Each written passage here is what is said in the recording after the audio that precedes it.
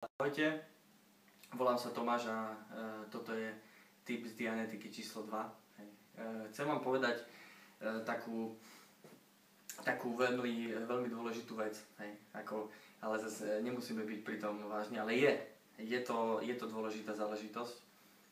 Viete, včera som hovoril zase, ako tu som s jedným pánom a on mi povedal, mal okolo 48 rokov.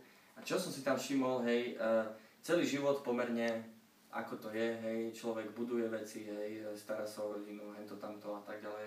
A človek si povie, no tak nejak to ide. Život je dobrý, ako sú tam nejaké problémy, taký je život, ale inak je fajn.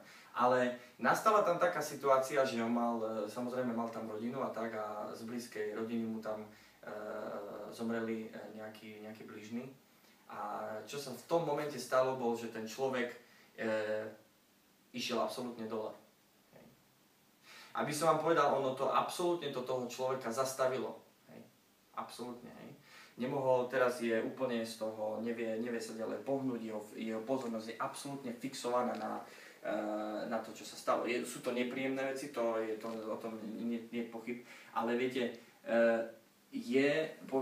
položme si otázku, je teraz správne kvôli tomu úplne stratiť svoj vlastný život?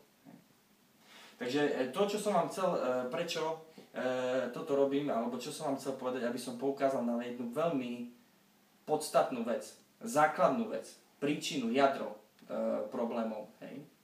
A je tu základná príčina toho, že prečo mávate strachy, mávate neistoty, ste raz hore, raz dole v živote, ste nešťastní, nedosahujete veci tak, ako by ste chceli, sem tam ste smutní. Proste keď vznikajú negatívne veci medzi ľuďmi, keď sa medzi sebou hádajú a sú tam konflikty a ohovárania, toto v skutočnosti nie ste vy. Toto nie je vaša podstata. Podstata je absolútny opak. Ste pozitívni, šťastní, stabilní, aktívni, schopní. Toto sú všetko vaše prirodzené vlastnosti. Môžete si povedať, no lebo ja mám problém a ten problém spočíva v tom, že keby ja som mal iného šéfa, tak ja konečne už budem šťastný.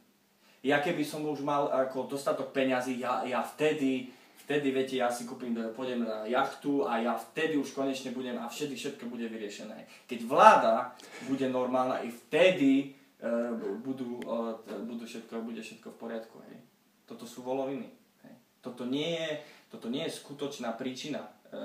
Samozrejme, nežijeme v ideálnom svete, je tu tento svet je pomerne chaotický, ale príčina hlavná týchto záležitostí je v nás.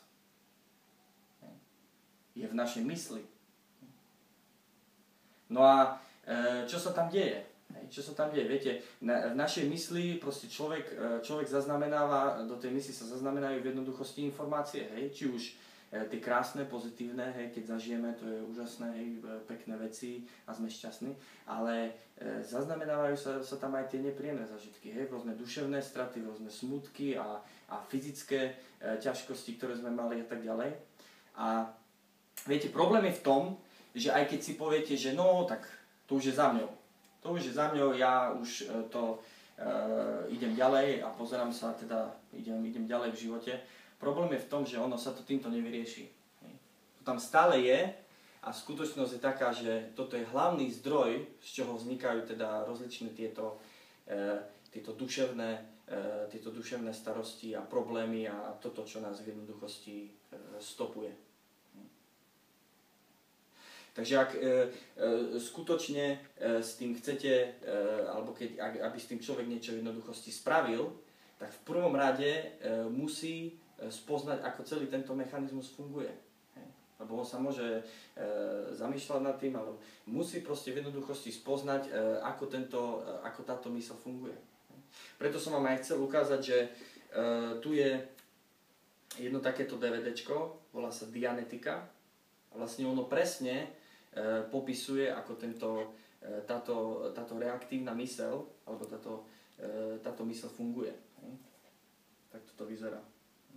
Má to 4,5 hodiny A od A po Z je tam vysvetlené to, že ako sa to do tej mysle, tieto negatívne zážitky zaznamenávajú, hej, kedy sa tam tie veci stimulujú, hej, kedy sa to potom zase tam vypína, hej, a tak ďalej. Je to veľmi zrozumiteľne to tam je vysvetlené na bežných príkladoch zo života, hej, aby ste to videli pri komunikáciách s ľuďmi v práci, v rodine, hej, a tak ďalej. A následne potom samozrejme na to je tam aj vysvetlené riešenie. Čo s tým?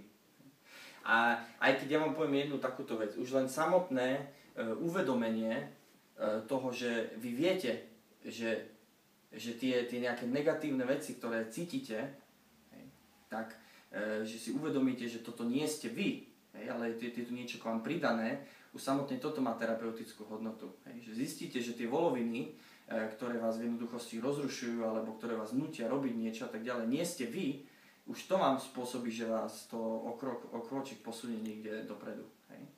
Samozrejme, potom je tam aj vysvetlené, je tam aj určitá terapia, kde človek vlastne vybije z týchto minulých momentov tú negatívnu energiu a tým pádom sa dostanete opäť do dobrého, stabilného stavu vlastne samých sebe.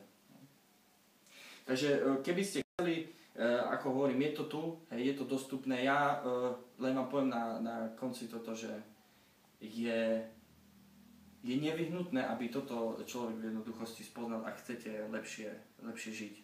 Bez toho je človek, to je absolútny zmätok v živote. Človek si myslí, že problém je on tam. V skutočnosti vám chcem povedať, že neviete, človek alebo nevie nič, keď v skutočnosti nepozná sám seba a to, ako to v ňom funguje. Dovidenia, majte sa pekne, nech sa vám darí, nech to ide všetko len čo najlepšie, ako vie. Ahojte.